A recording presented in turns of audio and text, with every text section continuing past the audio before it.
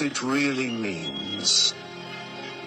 This appears to be a message to expose the banking cartel in America, and to let the people know that they have the power to liquidate them, and get back to Kansas, the real land and republic. The Wizard of Oz, written by L. Frank Baum, is not just a mere story. What is Oz a symbol for? Ounces. What is measured in ounces? Gold. What is the yellow brick road? Bricks or ingot bars of gold. The character known as the straw man represents that fictitious, all caps, legal fiction, a person the federal U.S. government created with the same spelling as your birth name. Remember what the straw man wanted from the Wizard of Oz? A brain? No juristic person, legal fiction, paper corporation has a brain because he or she has no breath of life. What did the straw man get in place of a brain? A certificate, a birth certificate for a new legal creation. He was proud of his new legal status, and all the other legalisms he was granted. Now he becomes the epitome of the brainless sack of straw who was given a certificate in place of a grain of common sense. Now, what about the Tin Man? Does taxpayer identification number, TIN, bring anything to mind? The poor Tin Man just stood there, mindlessly doing his work until his body literally seized up and stopped functioning. He worked himself to death because he had no heart or soul. He's the heartless and emotionless creature, robotically carrying out his daily task as though he were already dead. He's the ox pulling the plow and the mule toiling under the yoke. These days, his taskmasters just oil him nightly with beer, and place him in front of a hypnotic television, until his very existence no longer has any meaning or value. His masters keep him cold on the outside, and heartless on the inside, in order to control any emotion or feeling that might arise. The cowardly lion was always too frightened to stand up for himself. Of course, he was a bully and a big mouth when it came to picking on those smaller than him. Have you ever noticed how bullies are really the biggest cowards? They act as though they have great courage, but, in reality, have none at all. They roar, but with no teeth of authority to back them up. When push came to shove, the cowardly lion always buckled and whimpered when anyone of any size or stature challenged him. He wanted courage from the Grand Wizard, so he was awarded a medal of official recognition.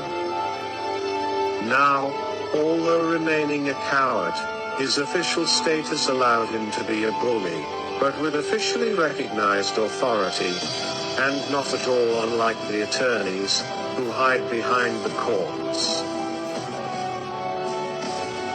What about the trip through the field of poppies? Did you notice how this had no narcotic effect on the straw man who had no brain, or the tin man with no heart or soul? They weren't real people, so drugs could not influence them. The Wizard of Oz was written at the turn of the century, so how could the author have known America was going to be drugged? The Crown has been playing the drug cartel game for centuries. Just look up the history of Hong Kong and the Opium Wars. The Crown already had valuable experience conquering all of China with drugs. So why not the rest of the world? What was the Emerald City? The Federal Reserve System.